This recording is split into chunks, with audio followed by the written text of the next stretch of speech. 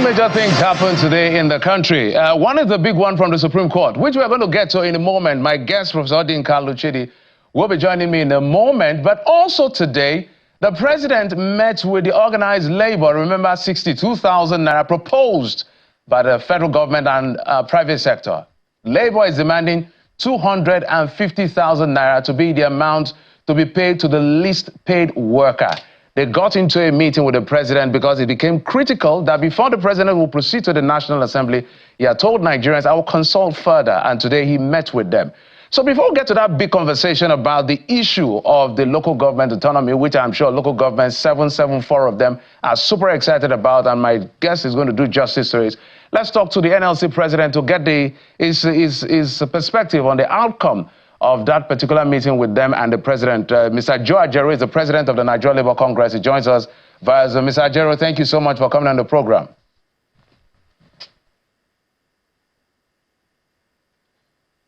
Mr. Ajero, can you hear me, Mr. Ajero? I can hear you clearly. All right, absolutely. I know that the Supreme Court verdict is not part of your conversation in the meeting, but I just want to take your response, a quick response on the outcome of that judgment that now says local governments now have to collect their money directly from the federation account. Before we get your take on what happened in that meeting with the president. Well, that's a very landmark judgment. For almost 9 years, the trade union movement have been persistently doing rallies insisting on local government autonomy. The former president of the local government union, in few occasions, almost passed away in the exhaustion that followed state-to-state protests and rallies, emphasizing on the need for local government autonomy. And we have continuously sustained it. When this relief came, everybody in the trade union movement seemed to be happy.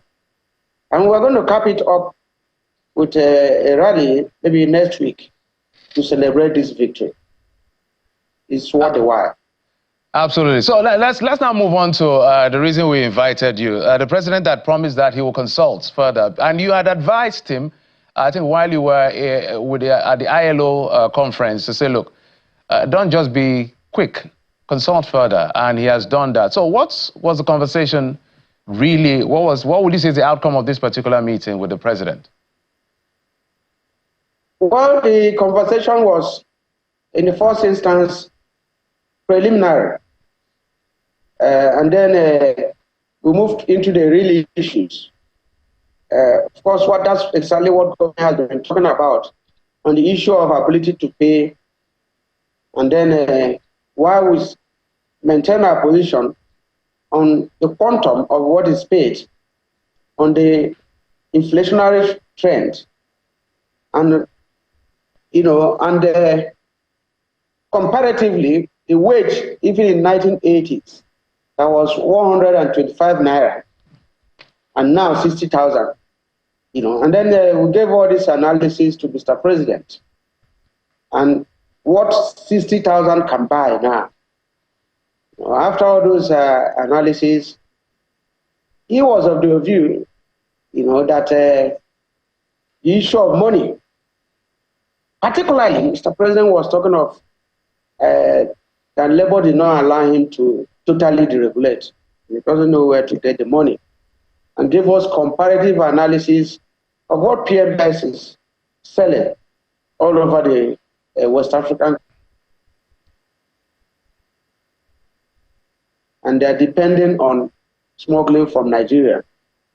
So we looked at all that, but the trade union movement doesn't want to peg a further increase in the minimum wage to any further other tariff increase or increase in PMS.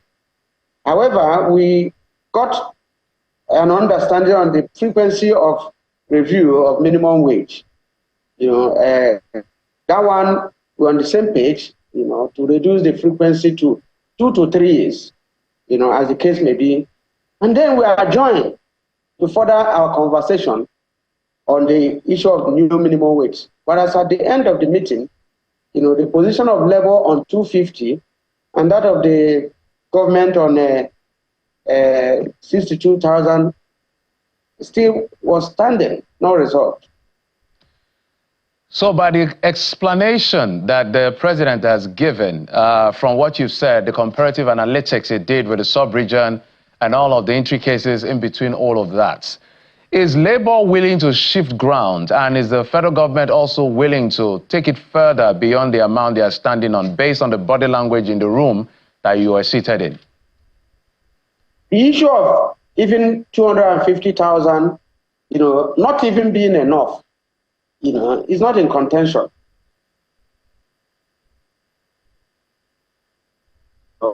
Anybody can shift ground, but if it is attached to some other issues that will even worsen that 250 or whatever you are going to take, then it will spare doom economically.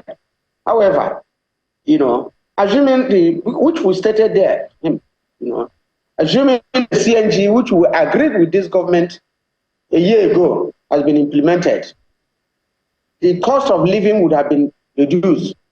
You can move goods and services from one point to the other. Mr. President agrees to this. And then, even in terms of bringing the infrastructure for the CNG, if you have a CNG vehicle or bus moving from here to Kaduna, you should find a station where you can refill. Although they were talking of hybrid, yes, if you are talking of hybrid, there will be stations for you to refill both PMS and CNG. Those are the issues we looked at. And we raised again the issue of refinery, especially Port Harcourt refinery, which they promised last December. And now, Mr. President stated clearly that from what is happening there, he wouldn't want to make another commitment, that tomorrow may not be fulfilled in terms of that. And we went further to equally explain to him that as of today, the minimum wage is 30,000. And the wage award, which we agree with the president and the government, told, as of today, they are owing workers there from March, April, May, June, 4 months. Yes. And that if you add that 35,000 to 30,000, you already have 65,000. And there was peculiar allowance for those in the federal government, approved by President Buhari, which added another 12,000, making it 72,000.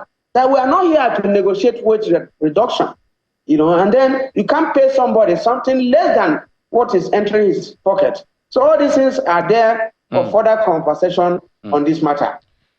Well, we're glad that the conversation continues, but just as we begin to wind down on this one, as a matter of fact, the government is they are owing Labour by 2 months, because I know they had promised on May the 1st that it will be effective from May this year. So we're already in July. So we have May, June, and then July is almost ending. How much more time are you willing to give to the president and the federal government to conclude talks? Else you may take another action. Well, I think the last minimum wage expired by April 18th. So they started owing by April, April 18th, then May, June. Now, we don't have the luxury of time. Although Mr. President equally said that if we go on strike, at the time he has to read his papers and all that, So those are options. We don't have the luxury.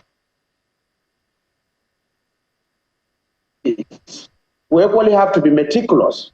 We equally have to be patient, which is what we are doing now, to make sure that we pass through the whole process. Time is ticking, and we believe that this is the last level where we are, at the level of consulting with Mr. President as the father of the nation. If we finish this level, discover that, we don't have any further step to go. All right, Mr. Ajoro, I asked that question. Well, I'm sure you're giving the president a benefit of the doubt. So just in 10 seconds, will you give the federal government the end of the month, the end of August? When exactly are we talking about here? Well, that is not on our table now in the conversation. By the time we finish meeting next week, we'll take it back to our organs. Okay. And the directive, we are going to follow it up. Well, thank you so much for coming through. Mr. Joe Ajero is the president of the Nigeria Labour Congress. Had a meeting with the president just this afternoon on the way forward over the impasse concerning new minimum wage. Thank you, sir, for coming on the program. Thank you very much.